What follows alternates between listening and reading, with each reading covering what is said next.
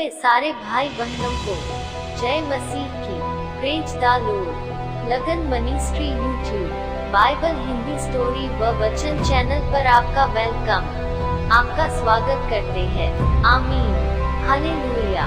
आज की कहानी राहाब वेश्या की कहानी के नाम से है, जिसका वर्णन यहोशू की किताब 2 अध्याय में आता है। तो चलते हैं आज की कहानी और वचनों पर। विश्वास में बहुत ताकत होती है। यह आपको डगमगाने नहीं देता, बल्कि एक उम्मीद देता है। चाहे आप परमेश्वर पर विश्वास ना करते हो, या उस पर से आपका विश्वास उठ गया हो, या आप उस पर अपना विश्वास और ज्यादा मजबूत करना चाहते हो, तो आज की ये कहानी आपकी काफी मदद कर सकती है। बशर्ते आपको इसे अच्छी तरह से अंत तक देखना पड़ेगा, और हम सभी देखने वाले भाई बहनों के लिए भी प्रार्थना करते हैं। आज की इस कहानी व वचनों से आपका परमेश्वर में और ज्यादा विश्वास बढ़े, क्योंकि लिखा है, परमेश्वर के पास आने वाले को विश्वास करना चाहिए कि वह है। आमीन, हालेलुया। वैसे ही आज की कहानी एक औरत के विषय में है, जो अपने कार्यों के कारण धर्मी ठहराई गई और संपूर्ण घराने समेत नष्ट होने से बच गई। उस औरत का नाम राहाब वेश्या है।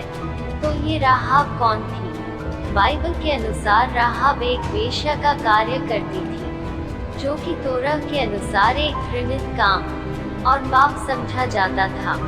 वह कनानी लोगों के शहर यरीहो में रहती थी, परंतु बाद में वह झूठी उपासना छोड़कर सच्चे यहोवा की उपासना करने लगी। उसने ऐसा क्या किया कि उसके सारे पाप क्षमा हो गए और वेश्या जैसा घृणित कार्य छोड़कर परमेश्वर की सेवा की। कहानी का सारांश इस प्रकार से है। बाइबल के अनुसार राहाब ने विश्वास से ही उन 2 इस्राएली जासूसों को छिपा दिया था, जो कनान देश की जासूसी करने आए थे। वह एक वेश्या थी, जो प्राचीन शहर यरीहो में रहती थी। कनान के लोग अपने देवताओं की उपासना बहुत ही नीच और घिनौने तरीकों से करते थे, और जाहिर है कि राहाब को भी बचपन से यही तरीके सिखाए गए होंगे। मगर जब उसने सुना कि यहोवा ने कैसे इस्राएलियों को कई जीत दिलाई है, तो उसे यकीन हो गया कि यहोवा ही सच्चा परमेश्वर है। इसलिए उसने अपनी जान जोखिम में डालकर यहोवा के चुने हुए लोगों की हिफाजत की और अपना भविष्य उनके हाथ में कर दिया। पवित्र शास्त्र बाइबल में यहोशू की किताब 2 अध्याय के अनुसार, जिस समय सभी इजरायली मिस्र देश की गुलामी से आजाद हुए थे, तो एक नगर जिसका नाम यरीहो था, उन लोगों को उस नगर में प्रवेश करना था और उसे अपने अधिकार में लेना था। तो उससे पहले उन्होंने शित्तीम में डेरे लगा रखे थे।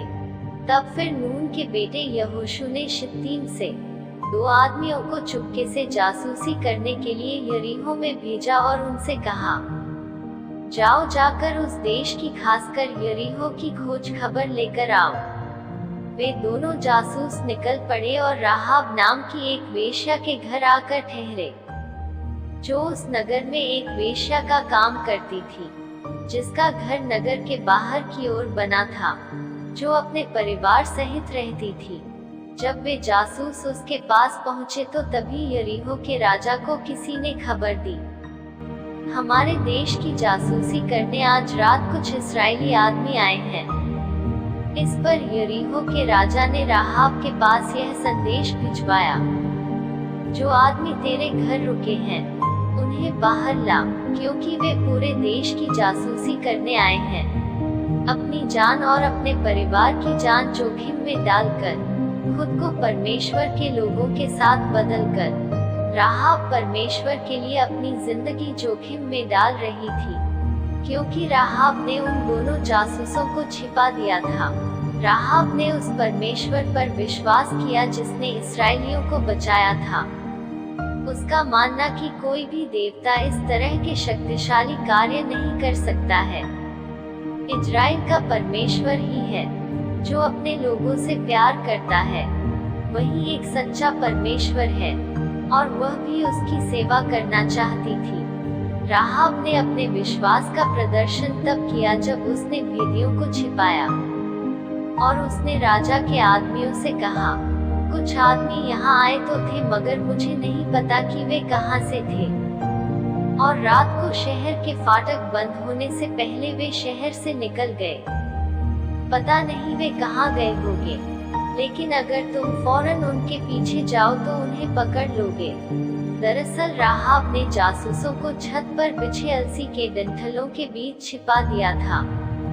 इस पर राजा के आदमी उनका पीछा करने के लिए यर्दन के घाट की तरफ भागे और जैसे ही वे शहर से निकले शहर का फाटक बंद कर दिया गया।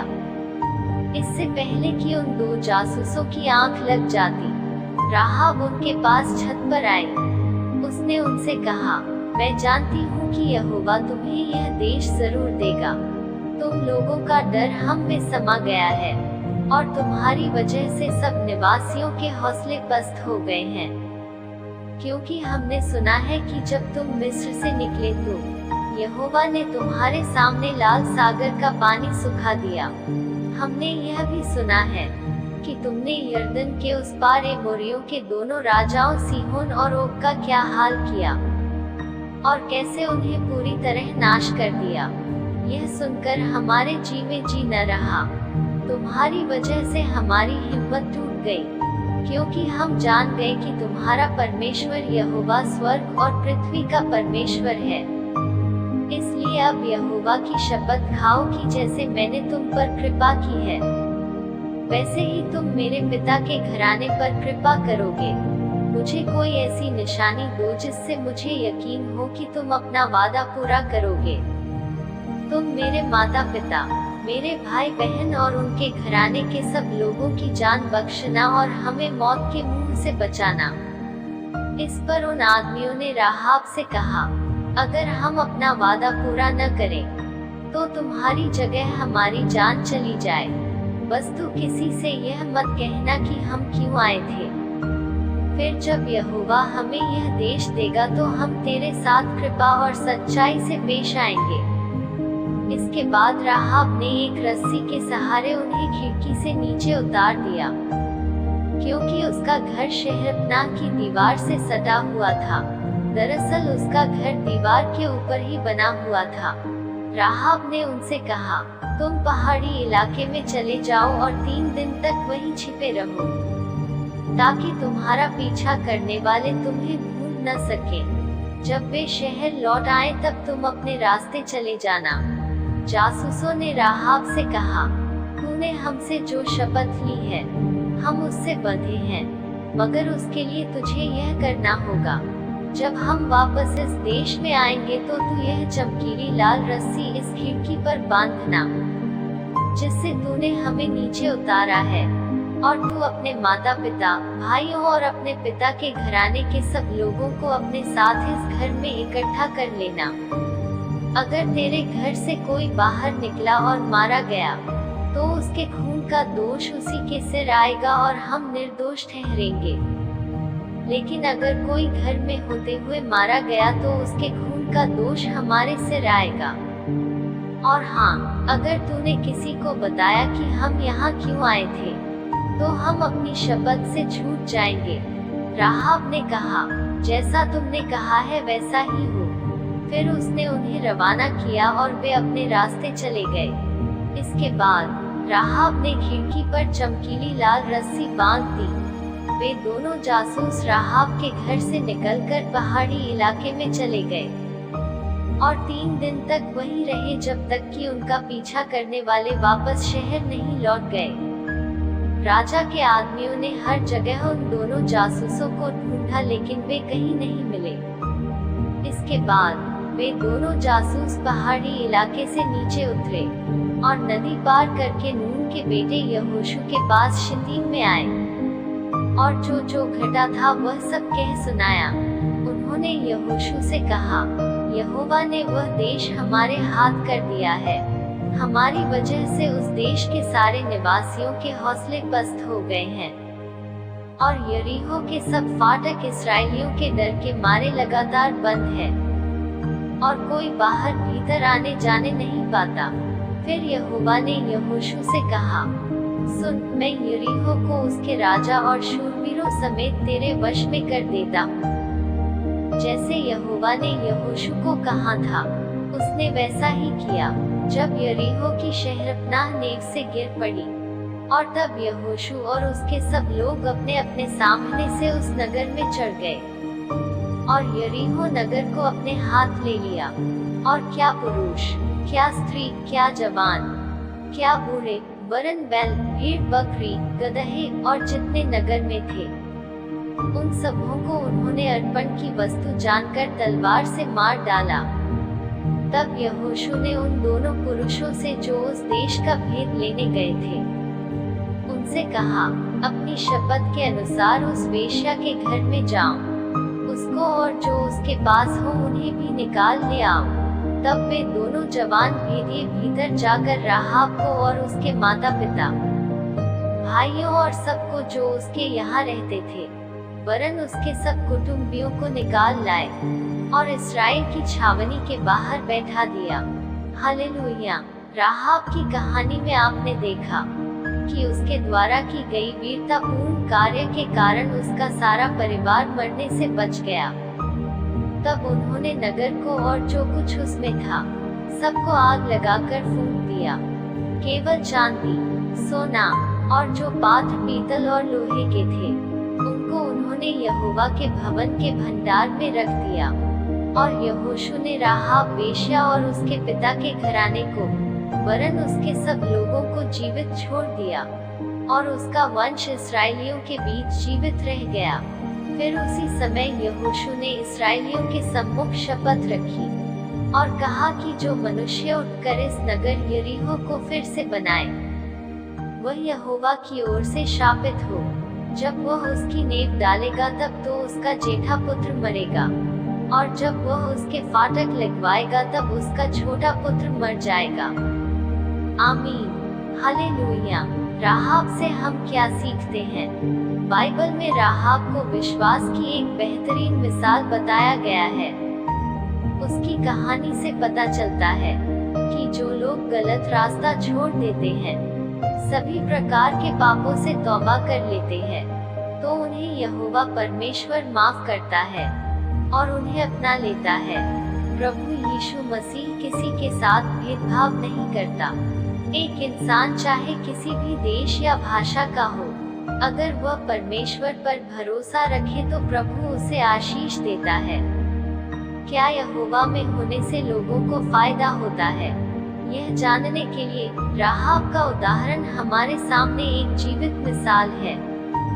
बाइबल कहती है, क्या राहाब नाम की वेश्या कामों से नेक नहीं ठहराई गई, जब उसने दूतों को अपने घर में ठहराकर उनका सत्कार किया और फिर उन्हें दूसरे रास्ते से भेज दिया।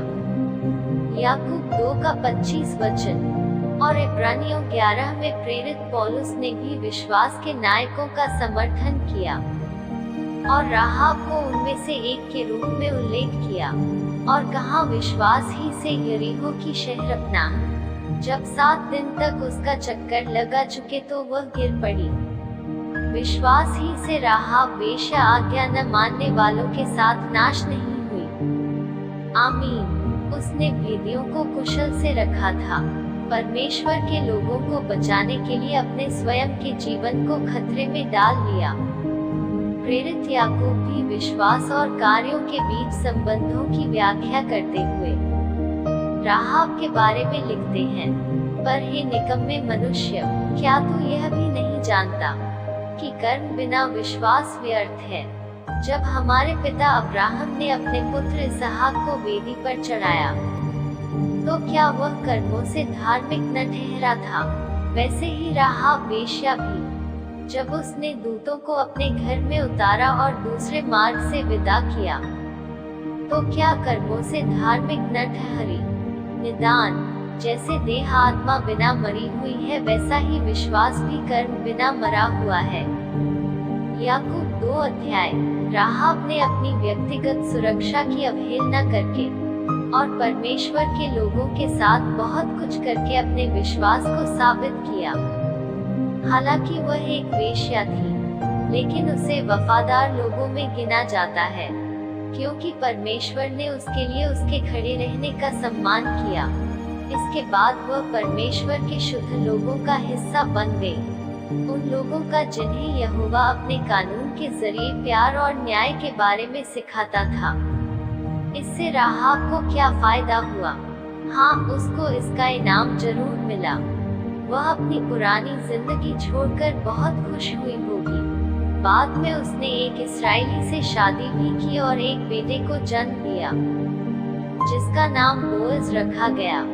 ये वही बोअज है जो रुत से शादी करता है। राहाब ने बोअज की परवरिश इस तरह की कि वह बड़ा होकर परमेश्वर का बेजोड़ सेवक बना और परमेश्वर के सच्चे रास्ते पर चला। बोअज से ओबेद पैदा हुआ, जो यिशै का पिता बना, और यिशै से राजा दाऊद पैदा हुए। इस प्रकार राहाब राजा दाऊद की परदादी बन गई। साथ ही साथ बाइबल में राहाब को प्रभु यीशु के पूर्वजों में से एक वंश बनाकर सम्मानित किया गया और उनकी वंशावली में शामिल की गई। इससे बड़ी और सम्मानजनक बात क्या हो सकती है? इस प्रकार से यह सिद्ध होता है कि अन्य जातियों में से भी सबसे तिरस्कृत व्यक्ति काम करने वाला भी अपने विश्वास के माध्यम से उद्धार पा सकता है। सारी महिमा प्रभु यीशु को मिले। धन्यवाद। इस तरह राहाब की ये कहानी हम यहाँ पर समाप्त कर रहे हैं। आगे भी नई नई कहानियों और वचनों को सुनने के लिए आप जुड़े रहे लगन ministry YouTube Hindi Bible story और वचन चैनल पर, जहाँ पर आप बाइबल की सच्ची कहानियों व वचनों को देख और सुनकर अपने विश्वास को परमेश्वर में बनाए रखें। धन्यवाद। प्रभु यीशु की कृपा आप सब पर बनी रहे। पिता का प्रेम, यीशु का अनुग्रह, पवित्र आत्मा की सहभागिता आप पर और आपके परिवार पर हमेशा बनी रहे। आमीन। सबको जय मसीह की।